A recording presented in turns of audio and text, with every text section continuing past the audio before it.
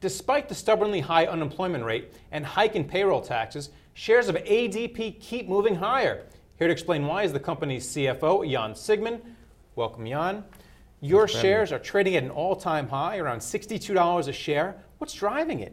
It's a good day for ADP, and participating in the overall good market is, of course, one thing, but I think we can also offer a good execution over the last couple of years, really. We had a good execution on our new business bookings, and we produce record high retention rates for our clients, so it's a good execution, I think. Well, you're at an all-time high, but still the unemployment rate remains stuck around 7.9%. How tied are you to employment in America?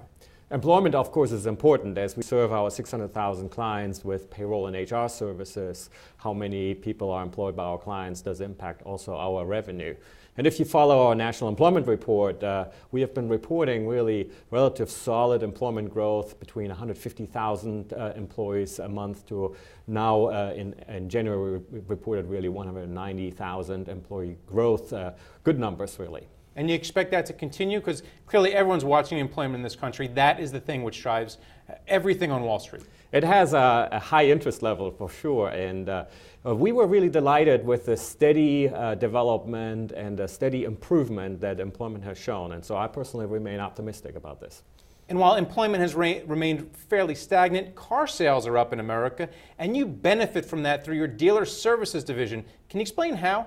Yeah, it's a little known fact, but ADP does serve approximately half of our car dealers in this country, and it is really a global business. We're very involved in the car industry, and if car dealers do well and cars are being sold, ADP participates in that trend.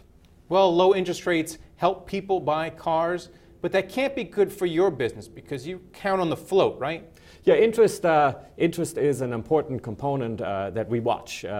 We collect client funds for our payroll business, and we have a large client fund balance on our balance sheet that we earn interest on, and lower interest have depressed our revenues in the past.